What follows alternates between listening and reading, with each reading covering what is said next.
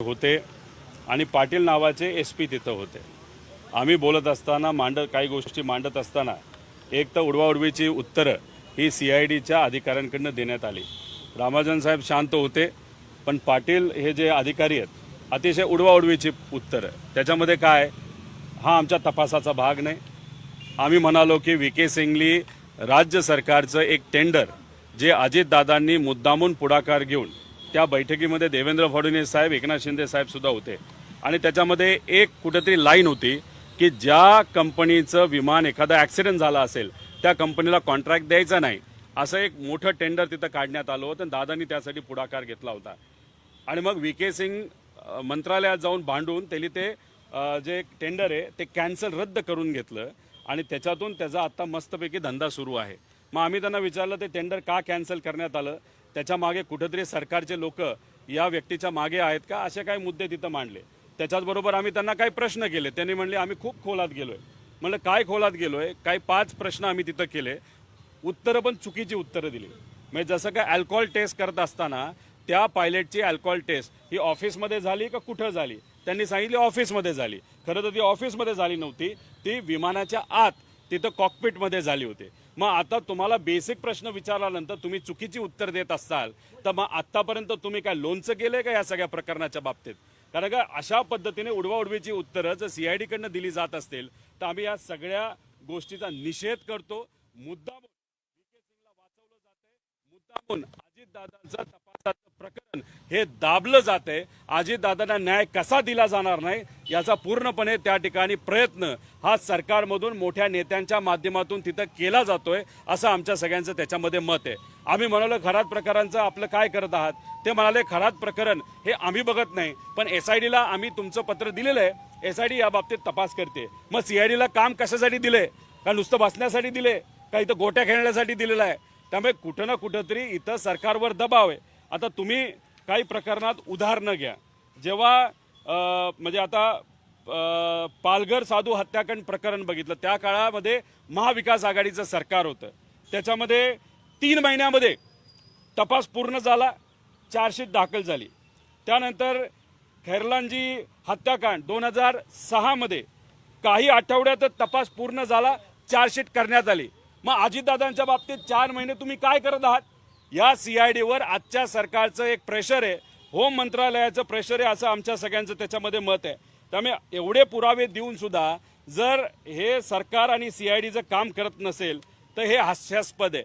त्याच्याचबरोबर आम्ही काय केलं, आमच्या कार्यकर्त्याच्या माध्यमातून काही RTI म्हणजे राईट टू इन्फॉर्मेशन, महाराष्ट्रातून नाही तर देशातून कुठल्याही व्यक्तीला एक अधिकार आहे RTI करायचा। RTI का केला जातो? सरकार जर मुद्दामून कुठलीतरी माहिती दडवत असेल, लपवत असेल तर मग सामान्य लोकांना म्हणजे कॉन्ट्रॅक्ट भ्रष्टाचार असू शकतो, एखादा कॉन्ट्रॅक्ट असू शकतो, अजून बरीच काय गोष्ट आहेत। आता आम्ही एका कार्यकर्त्याच्या माध्यमातून RTI केला, कशाच्या बाबतीत? VK सिंगची जी विमान आहेत त्याबद्दलची माहिती, दादांच्या विमानातली माहिती, आणि आम्हाला उत्तर काय आले की no we can't give this information. आम्ही हे नाही, आम्ही या डिपार्टमेंटला तुम्ही विचारू नका, DGCA म्हणते आम्हाला विचारू नका, हे AIB करते। आता AIBचा बाप कोण? DGCA आहे ना, मग माहिती DGCA द्यायला काय हरकत आहे? आता हे बघा, RTIचा कसा वापर केला जातो हे तुम्हाला बघायचं असेल तर हे सगळे जे RTI आहेत जे कार्यकर्त्यांनी केलेत, आता रोहित पवार म्हणून मी ते RTI करतो। त्यामुळे या देशामध्ये RTIची खरीच किंमत राहिली आहे का? जसा मीडियाचा आमच्या सगळ्यांचा आवाज दाबला जातो तर या कलमाचा पण आवाज हे सरकार दाबते का नाही हे जर बघायचं असेल तर उद्याच आम्ही RTI करणार आहे, बघू दूध का दूध आणि पाणी का पाणी। त्यामुळे ह्याला उत्तरं मिळतात का नाही हे आम्ही बघू। आणि काही लोकांना वाटत असेल ही उत्तरं नाही दिली तर रोहित पवारकडे पुरावा नाही। मला ज्या लोकांना असं वाटतंय त्यांना एवढंच सांगायचंय की हे तुम्ही चित्र बघा, हा जो शॉल आहे, ज्यांना माहिती आहे, ज्यांना कळेल त्यांना कळणार आहे। या ज्या लोकांनी ही शॉल घातलेली आहे त्यांना मला सगळ्यांना सांगायचे, या शॉली सकट तुमचे फोटो माझ्याकडे आहेत आणि हे व्हिडिओ आणि फोटो कधी ना कधीतरी मी बाहेर काढणार आहेत। त्यामुळे या शॉलीच्या मागे जे रहस्य आहे बऱ्याच मोठ्या नेत्यांना त्या ठिकाणी माहिती आहे। त्यामुळे मला एवढंच सांगायचं आहे की हे विषय आजपर्यंत सगळ्याच गोष्टीचं कुठं राजकारण होऊ नये या भूमिकेतून आम्ही ह्याला हात लावलेला नाही। त्यामुळे आम्ही जो RTI करत आहोत त्या आरटीआयला सकारात्मक उत्तर आम्हाला मिळालंच पाहिजे. तो आमचा सगळ्यांचा अधिकार आहे. आणि मला असं वाटतं CID कडनं काही अपेक्षा करून चालणार नाही. तो जो पाटील कोण अधिकारी आहे उर्मट पद्धतीने त्या ठिकाणी बोलतो. त्याच्यामध्ये आम्ही त्याला सांगितलं की हे विषय तुम्ही बघितले का? ते म्हणाले नाही, CID ह्याच्यात जाऊ शकत नाही. आम्ही त्यांना काय म्हणलो की अहो तुम्ही म्हणताय की AIBचा फायनल रिपोर्टसाठी आम्ही थांबणार आहे. अरे AIBचा फायनल रिपोर्ट आजपर्यंत कुठलाच आलेला नाही. 2023चा जो ऍक्सिडेंट VSRच्या विमानाचा मुंबईत झाला अजूनपर्यंत त्याचा फायनल रिपोर्ट नाही आला. 3 वर्ष झाली तरी. मग आम्ही अजितदादांसाठी काय 3 वर्ष इथं माशा मारत बसायच्या? त्यासाठी आम्हीच काही करायचं नाही. आम्हाला काय घेणं देणं नाही रिपोर्ट कधी येतो. अरे म्हणजे काय करता येत नाही का? केंद्र सरकारशी बोला, चर्चा करा. त्यानंतर तुम्ही व्हॉट्सअप चॅट काय घेतले, व्हॉट्सअप चॅट मध्ये काय आले हे लोकांना त्या ठिकाणी सांगा. पण काय झालंय या सरकारच्या काळामध्ये कुठेतरी हा वाघ आहे फक्त दात काढून घेतलेत. आणि जसं कुत्र्याला आपण लगाम लावतो ना या सगळ्या विभागाला या अधिकाऱ्या नेत्यांकडनं आणि नेते मित्राला वापरतायत, वाचवतायत. 210 कोटी रुपये VK सिंगला त्याच्या VSR कंपनीला देण्यात आले. आता तुम्ही बघा मोदी साहेबांनी सांगून सुद्धा तिची बिलं कशी निघतात बघा. मोदी साहेब एका बाजूला सांगतायत पैसेच नाहीत आमच्याकडे आणि VK सिंगचे आता कसे पैसे निघतात बघा पुढच्या महिन्यामध्ये. त्यामुळे एका बाजूला मित्राला तुम्ही वाचवताय आणि जो मित्र तुमच्या बरोबर राजकारणामध्ये त्याच्या चुलत्याला सोडून तुमच्या बरोबर आला आणि त्या ठिकाणी त्या मित्राला तुम्ही आज विसरून जात असाल. काय रे हे राजकारण आणि काय हा न्याय? जर मोठ्या नेत्याला न्याय मिळत नसेल तर गरिबांनी काय करायचं? पोलीस स्टेशनला जायचंच नाही, न्यायाची मागणी करायचीच नाही. म्हणून मोठ्या प्रमाणात महिलांवरचे अत्याचार वाढतात, युवकांचे अत्याचार वाढतात, शेतकऱ्याला न्याय मिळत नाही, युवांना न्याय मिळत नाही. म्हणून आजच्या महाराष्ट्राची ही आजची परिस्थिती आहे. अतिशय दुर्दैव. याचा निषेध आम्ही करतो आणि पुढच्या वेळेस काय का होईना आम्हाला आत का टाका पण या CIDला कुलूप लावल्याशिवाय आम्ही काय राहणार नाही. तुम्ही फोटो दाखवले ते नेमकं कोणाचे आहे? कोण आहेत ते फोटो मध्ये? कारण जास्त करून मफलरचाच फोटो आहे आणि बऱ्याच लोकांनी हे मफलर घातलेले आहेत. ते कधी घातले, कधी कशासाठी घातले हे मफलरचं डिझाईन बघा आणि तुमचे फोटो या मफलर सकट. फक्त तुम्ही कुणीतरी पांढरे कपडे घातलेत, कुणीतरी काळे कपडे घातलेले आहेत, तुम्ही कुठल्या विमानाने कुठं आला सगळ्या गोष्टी आम्हाला माहिती आहे. त्यामुळे आम्हाला जी माहिती पाहिजे आम्हाला फक्त मत आहे CBIकडे ताबडतोब हा तपास त्या ठिकाणी तुम्ही द्या. कारण का CIDला काय दात राहिलेले नाहीत, दात सगळे काढून घेतलेले आहेत. त्यामुळे आमचं मत आहे CBIला लवकरात लवकर तपास तुम्ही त्या ठिकाणी द्या. जल्लद गतीने सगळा तपास तिथं झाला पाहिजे आणि लवकरात लवकर कारवाई ही त्या ठिकाणी झालीच पाहिजे. अजून बरीच माहिती आहे पण ती बरीच माहिती नंतर त्या ठिकाणी आम्ही देऊ.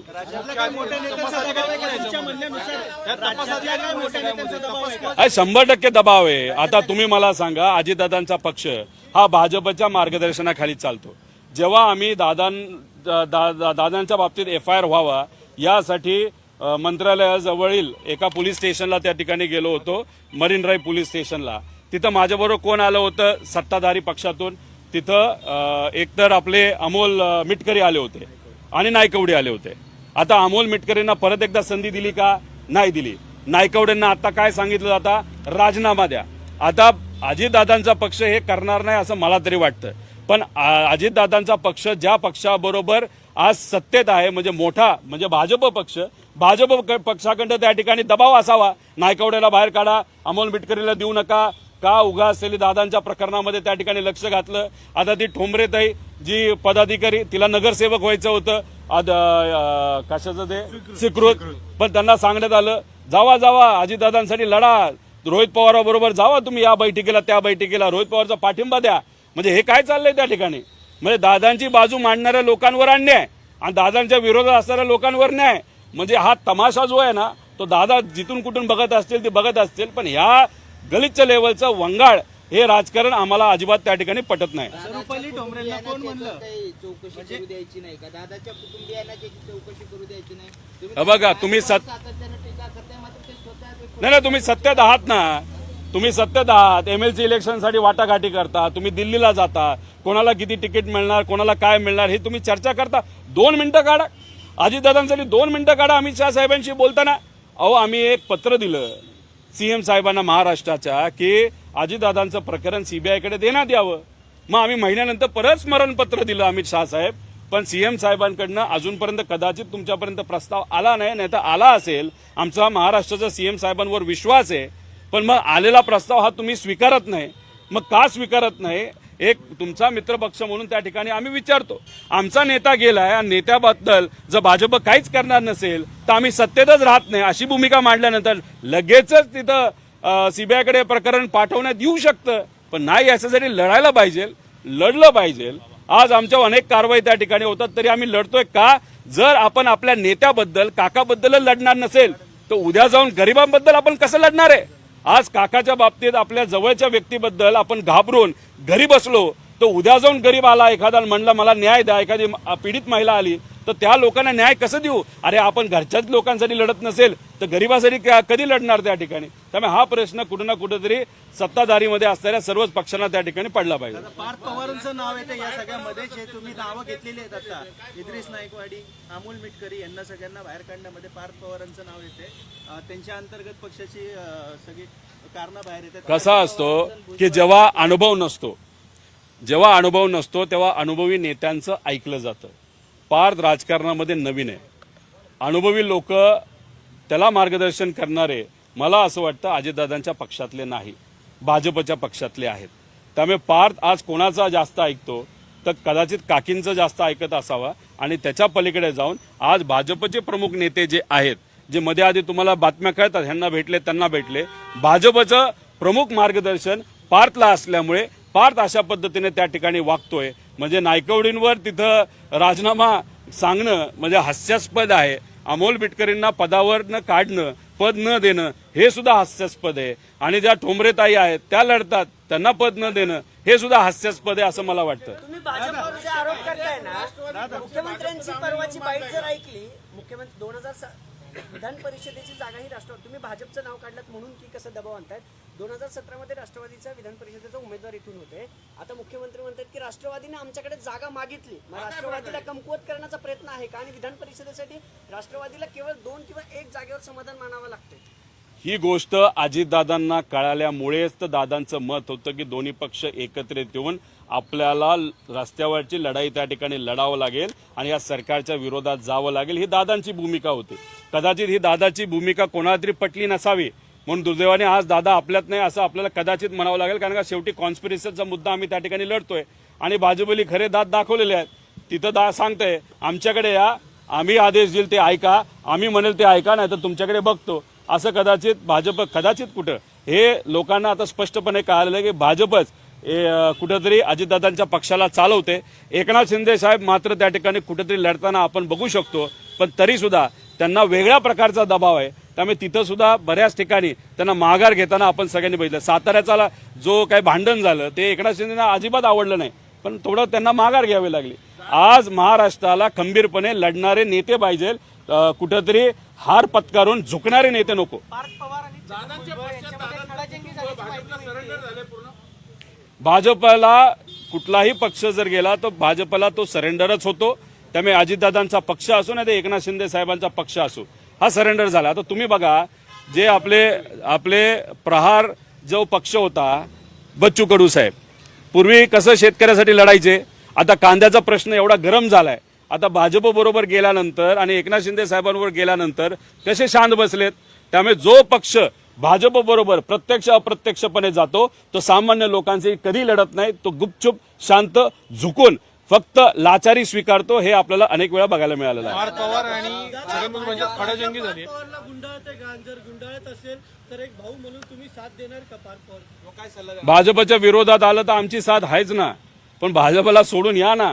ठीक आहे, भाजप बरोबर राहण्यानंतर कदाचित काही कॉन्ट्रॅक्ट आपल्या जवळच्या लोकांना तुम्हाला देता येतात, पोलीस काही प्रमाणात ऐकतं, काही लोक सलाम ठोकतात, कुठेतरी आपलं थोडं चालल्यासारखं वाटतं, पुढे मागे 5-6 गाड्या आपल्या असतात, याच्या पलीकडे जाऊन कुठंच काय नसतं. हे जे काय आहे स्वप्न, हे फक्त नाही तर हनीमून फक्त 4-5 महिने टिकतं. त्यानंतर शेवटी वास्तव समोर येतं आणि चटके लागायला लागतात, तेव्हा कुठेतरी कळतं की भाजप कशा पद्धतीचा तिथं बिहारमध्ये नितीश कुमारला सोडलं नाही, मग खासदारकी दिली आणि गप केलं आणि त्यांच्या मुलाला तिथं आरोग्यमंत्री केलं, ज्याला खरंच आरोग्याची स्वतःला जरूरत आहे. आणि अशा परिस्थितीमध्ये त्यांचा अख्खा पक्ष संपवला. तसं तिथं हरियाणामध्ये झालेलं आहे. आता सगळीकडे तसं झालं तेव्हा महाराष्ट्रात व्हायला काय वेळ लागणार आहे तिथे. पार्थ पवार आणि छगन भुजबळ यांच्यामध्ये दोन्ही पक्षाचं तसं होतं. एकनाथ शिंदे साहेबांच्या पक्षाचं पण होतं आणि दादांच्या पक्षाचं पण होतं. ते लढतात म्हणजे लढण्याचा प्रयत्न करतात, कुठं ना कुठेतरी हातपाय मारतात. पण दादांच्या बाबतीत काय झालंय की काही प्रमुख नेते हे अंतर्गत भांडत असल्यामुळे ते स्वतः मुद्दामून त्यांचं ऐकलं जात नाही म्हणून मुद्दामून अजितदादांच्या पक्षाला त्यांचेच आतले 2-3 नेते हे खोकळं करत चाललेत असं माझं मत आहे. छगन भुजबळ आणि पार्थ पवार यांच्यामध्ये खडाजंगी झाल्या, कॉन्ट्रॅक्ट देण्यावरून हे सगळं झालेलं होतं. टेंडरचा वाद आहे. पार्थ पवारांनी राष्ट्रवादी कब्जात घेतल्या. टेंडर कशाचं होतं? सगळ्याच मंत्र्यांकडे टेंडर आहे, निधी आहे, त्या सगळ्याच निधीची माहिती पार्थ पवारांनी मागवली. म्हणजे त्यांचे जे राष्ट्रवादीचे जेवढे मंत्री आहेत तेवढ्या सगळ्या मंत्र्यांची जी कंत्राट आहेत, निधी जातो, त्या सगळ्यांची माहिती पार्थ पवारांनी मागवली. 2 गोष्टी असू शकतात. पार्थ पवारली जर सगळ्याच कॉन्ट्रॅक्टची माहिती तिथं मागवली असेल तर त्यांना कोणीतरी सांगितलं असेल त्यांचे मंत्री हे खूप मोठ्या प्रमाणात भ्रष्टाचार करतात आणि मग भ्रष्टाचार करतात, मग कुठं कुठं भ्रष्टाचार होतोय याची माहिती मागितली असावी. नाहीतर उद्या जाऊन कोणाला तरी दुसऱ्याला कॉन्ट्रॅक्ट द्यायचं असावं.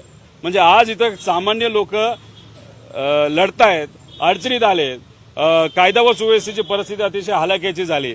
मात्र वरती सत्ताधारी पक्ष कशासाठी लढतायत तर कुठलं कॉन्ट्रॅक्ट कोणाला दिलं, कशा पद्धतीने त्या ठिकाणी पैसा आपल्याला कमवता येईल नाही तर खाता येईल, हे असं जर चालत राहिलं तर दादा म्हणतात ते बरोबर आहे ना. कारण शेवट दादा भाजप बरोबर गेल्यानंतर म्हणले ना राजकारण लय वंगाळ झालेलं आहे. आमचंही मत आहे राजकारण खरंच वंगाळ झालेलं आहे. दादांना न्याय देता येत नसेल तर उद्या जाऊन एखाद्या लहान पॉस्कोच्या केसेसच्या बाबतीत मुलींवर अत्याचार होतो त्यात आम्ही कसं न्याय देणार? कांद्याच्या बाबतीत आम्हाला रस्त्यावर उतरावं लागलं, दबाव आणावा लागला, मग कुठेतरी हे सरकार झुकलं. मग याच्या पुढे आता आम्ही ठरवलंय या सिस्टमला जर सुधारायचं असेल आणि आम्ही आज विरोधात असू तर 100% कुठं ना कुठेतरी आंदोलन रस्त्यावर आल्याशिवाय कोणालाच न्याय तिथं देता येणार नाही. छगन भुजबळ असंही म्हणाले की शरद पवार आणि अजित पवारांनी माझ्यासोबत असं कधी केलेलं नाही. हा? छगन भुजबळ असंही म्हणाले शरद पवार आणि अजित पवारांनी माझ्यासोबत असा कधी व्यवहार केलेला नाही. मी लिगली काम करतोय तरी तुम्ही मला अशा पद्धतीने वागणूक देता. असं टीव्हीवर बोलले कुठे बोलले? त्यांच्या बैठकीत बोलले. नाही आता समजा सूत्र कसले सूत्र बघावं लागेल. नाही माझं असं मत आहे की एवढं तुम्ही धडाडीचे नेते असतील तर बाहेर येऊन तुम्ही सांगा की खरं काय घडलं आणि कुठं कोण काय बोललं, बघू आपण काय होतंय. तुम्ही जो आता जो फोटो दाखवलेला आहे मफलरचा तो 2 केंद्रीय नेत्यांच्या अंगावर सारखा मफलर दिसतो.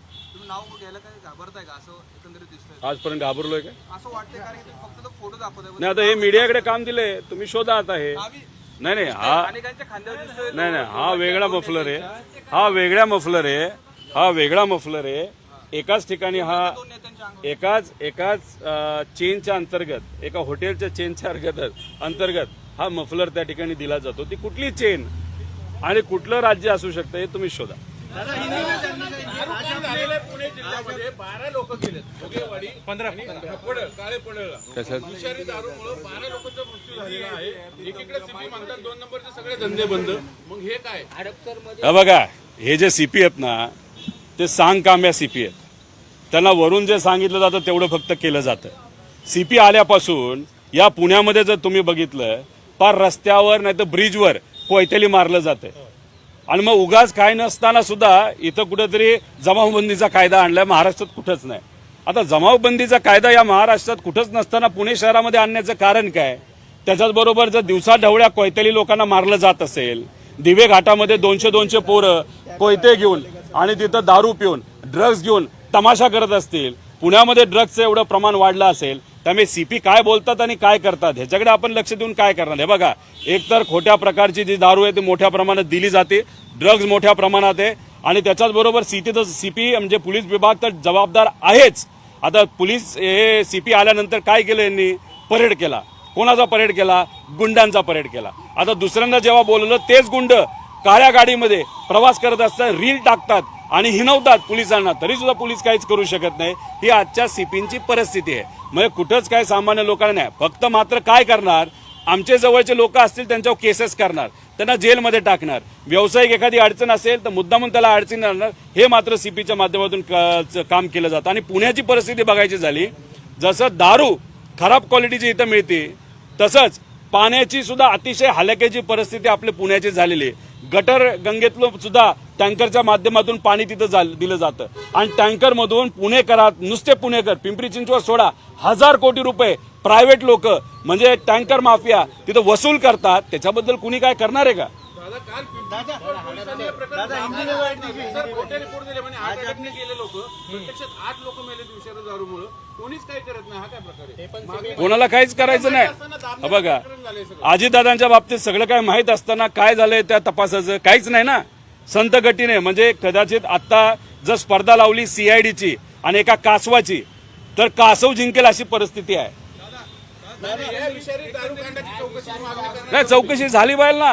अहो कोणीतरी कर्ता व्यक्ती घरातून गेलेला आहे, कोणाचा तरी वडील गेलाय, कोणाचा तरी मुलगा गेलाय, कोणाचा तरी भाऊ गेलेला आहे, कोणाचा तरी पती गेलेला आहे आणि याबद्दल तुम्ही काहीतरी म्हणता हृदय विकारचा झटका लागला आणि त्याच्यामध्ये लगेच त्यावेळेस एका वेळेस 8 लोक ते सुद्धा जिथून दारू घेतात ती दारू पिल्यानंतर झटका लागला. अरे काय हास्यास्पद त्या ठिकाणी या सगळ्या गोष्टी या पुण्यामध्ये चालू आहेत.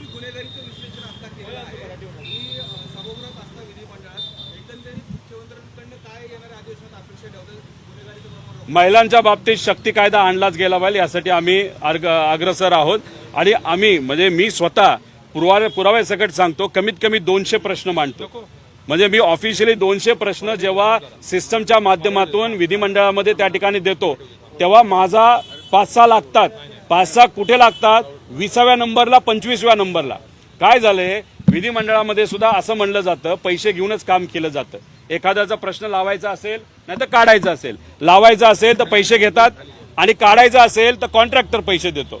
असं काहीतरी वातावरण त्या ठिकाणी चालू आहे आणि आमचे प्रश्नच लागत नाही, सत्ताधाऱ्यांचेच लागतात. मुंबईचं जेव्हा इलेक्शन होतं तेव्हा भाजपच्या सगळ्याच मुंबईमध्ये असणाऱ्या आमदारांचे प्रश्न लागले. मग आम्ही काय फक्त गोट्या घ्यायला तिथं जातो का? त्यामुळे कुठं ना कुठंतरी वेगळ्या पद्धतीचं राजकारण या महाराष्ट्रामध्ये विधिमंडळामध्ये सुद्धा प्रश्न आम्ही जे मांडतो लावतो ते चर्चेत आणायचे का नाही याचा सुद्धा विचार तिथं सरकारच्या माध्यमातून केला जातो. सीआयडीचा तपास नेमका कोणाकडे? कारण जे अधिकारी होते पहिले त्यांची बदली झालेली पुणे हेडक्वार्टरला. मग आता सीआयडीचा दादांच्या प्रकरण मुक्ती प्रकरण तपास नेमकं कोण करतील? तुम्हाला पाटील नावाचा उल्लेख झाला ते कोण पाटील आहे? SP कोणतरी पाटील आहेत ते सुद्धा त्या कमिटीचे एक हिस्सा आहेत असं मला तिथं कळालेलं आहे. अतिशय मगरूर पद्धतीने त्यांनी त्या ठिकाणी उत्तर दिलेलं आहे. म्हणजे कधी कधी काय होतं काहीच करता येत नाही. कदाचित अधिकारी चांगला असेल पण जेव्हा हात बांधलेले असतात आणि वरून म्हणजे राज्य सरकारच्या प्रमुख नेत्यांकडनं जेव्हा त्यांना काठीचा मार बसत असेल तर अजिबात काही करायचं नाही. पण त्यांना करायचं असेल तर फ्रस्ट्रेशन येतं आणि ते फ्रस्ट्रेशन कदाचित पाटलांकडनं आमच्यासमोर व्यक्त झालं असावं. मग कुठं ना कुठेतरी काहीतरी मूर्त आहे, कुठेतरी दबाव आहे आणि न्याय द्यायचा नाही अजितदादांना हे पक्क भाजपच्या काय प्रमुख नेत्यांचं ठरलंय असं मात्र त्या ठिकाणी बोलावं लागेल. सांगितलं की तपास जोपर्यंत EIBचा रिपोर्ट येत नाही तोपर्यंत पुढे जाणार नाही. मग रिपोर्टला 2-3 वर्ष लागतील. काय प्रकार काय? कदाचित काय झालंय जे प्रमुख अधिकारी आहेत ते रिटायरमेंटला आलेले आहेत, पुढच्या 1-2 वर्षात रिटायर होतील.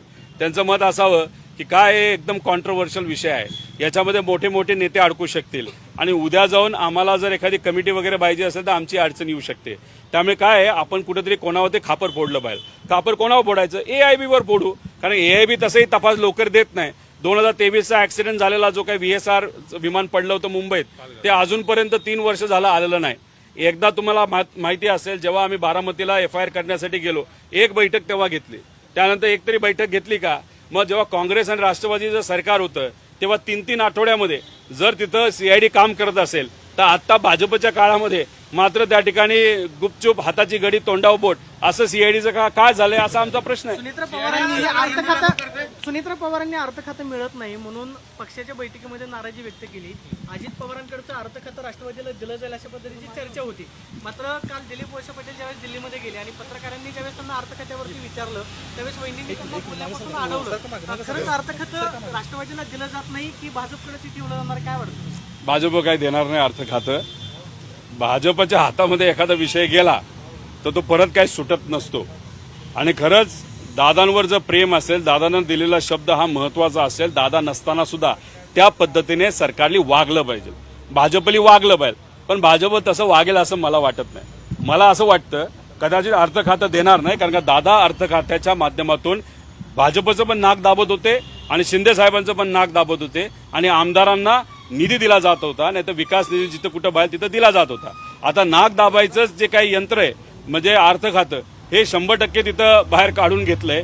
आता मात्र मला असं वाटतं कुठं ना कुठं तरी रेव्हेन्यू डिपार्टमेंटचं खातं हे यांना दिलं जाऊ शकतं असं मला तरी वाटतं. नाही तर दुसरं कुठलं तरी एखादं बकवास खातं ज्याच्यात काहीच नाहीये, काम करायचं काही वाव नाही असं खातं हे जर रेव्हेन्यू नाही दिलं तर ते अजितदादांच्या पक्षाला. माझं एवढंच म्हणणं आहे, खंत व्यक्त करायची असेल ना तर घरात करून चालत नसते. खंत जर व्यक्त करायची असेल ना तर ओपन चॅलेंज करून करायची असते.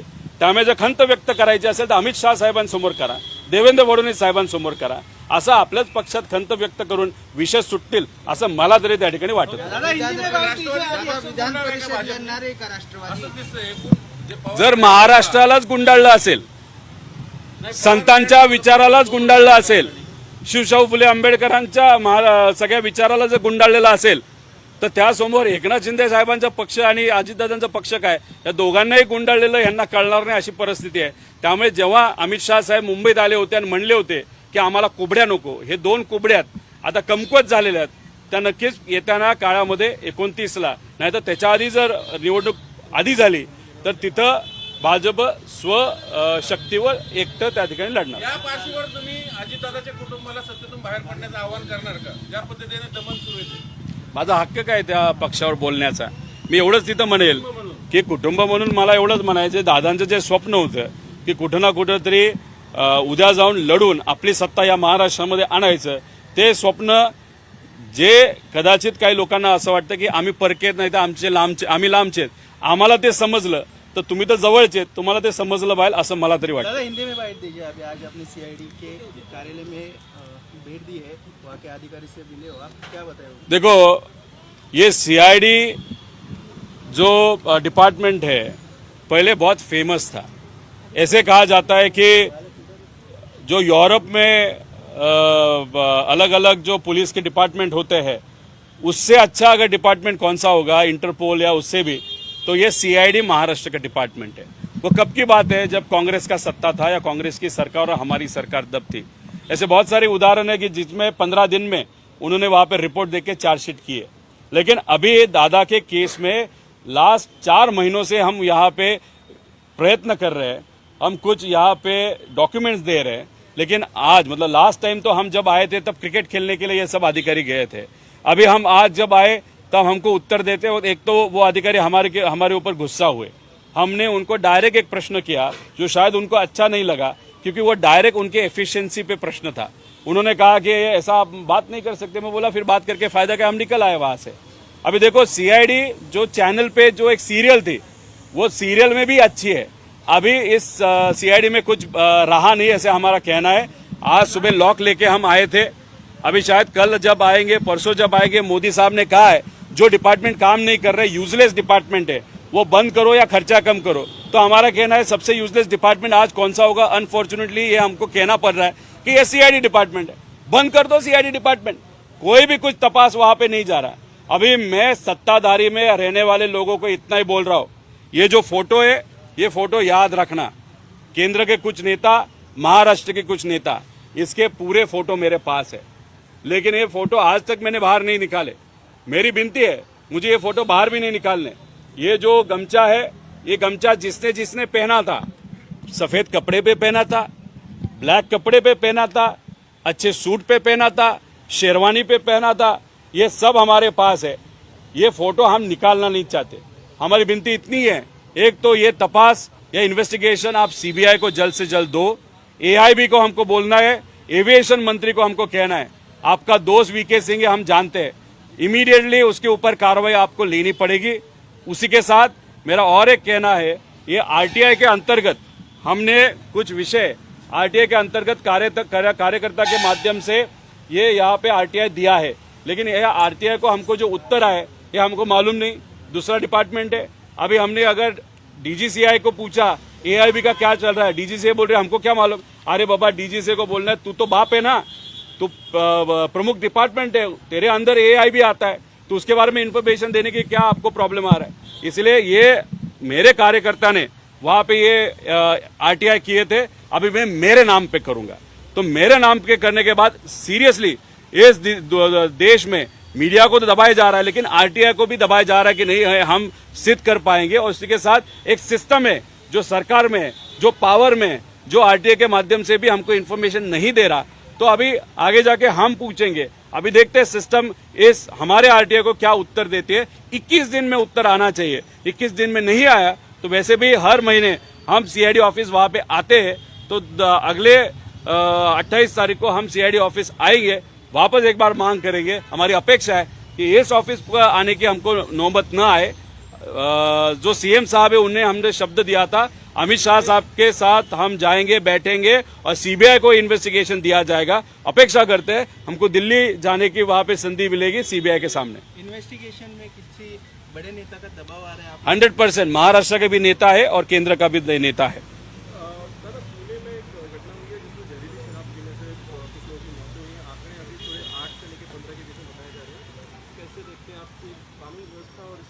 नहीं, कानून व्यवस्था रही नहीं है।